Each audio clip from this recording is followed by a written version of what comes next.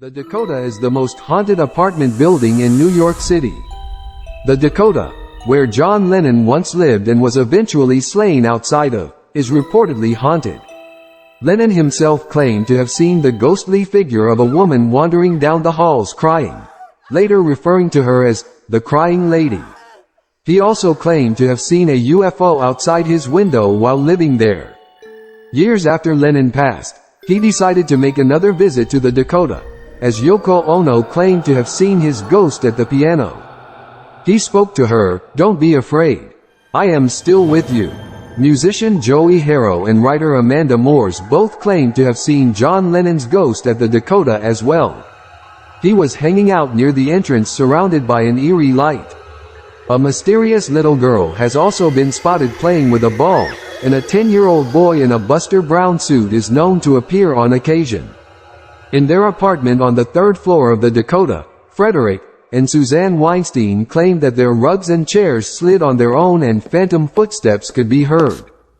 Frederick also spoke of one incident where he came home to see a large crystal chandelier glowing in the window of his apartment. Thinking that his wife just had it installed, he walked on into the house only to find that there was no chandelier, only the bolts where one once hung. The haunting death of John Bell by a witch. In the early 19th century, in Adams, Tennessee, the Bell family lived a peaceful life until they encountered an otherworldly force that would torment them for years. It all began with strange noises, knocking, scratching, and disembodied voices that echoed throughout their home. Soon, the entity identified itself as Kate Batts, but later, it would become known as the Bell Witch. The Bell Witch was no ordinary spirit. It displayed malevolent intentions, often targeting John Bell, the head of the household. The family experienced terrifying encounters, physical assaults, strange illnesses, and even the witch reciting Bible verses verbatim.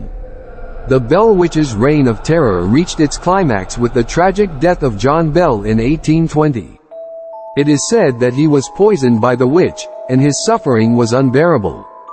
To this day, his death remains one of the most infamous and unexplained events in American folklore. The Bell Witch Cave, where many of these events occurred, is considered one of the most haunted places in America.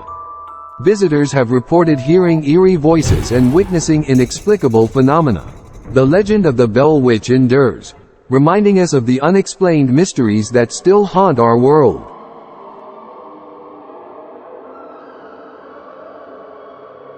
The Cursed Graveyard of Greyfriars Kirkyard. Greyfriars Kirkyard is not an average graveyard. It's a place shrouded in darkness and mystery. Its sinister reputation dates back to the 17th century when a malevolent entity known as the Mackenzie poltergeist was believed to be unleashed upon the world.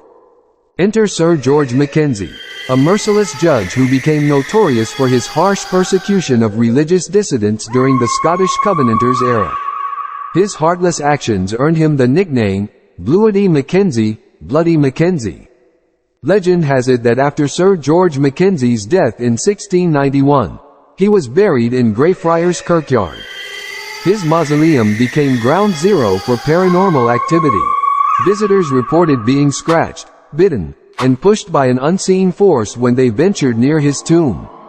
Adjacent to Mackenzie's tomb is the Covenanters' prison, where nearly 1,200 Covenanters were imprisoned in the late 1600s. The conditions were abhorrent, and many met a gruesome end. Some say their restless spirits still roam the graveyard. For centuries, Greyfriars Kirkyard has been plagued by inexplicable occurrences, apparitions, unexplained fires, and even documented cases of people losing consciousness near Mackenzie's tomb. Brave souls have tried to exorcise the malevolent entity, but it remains. Have you guys enjoyed the stories? If you did, let us know by commenting and considering subscribing for more content like this. Thanks for watching.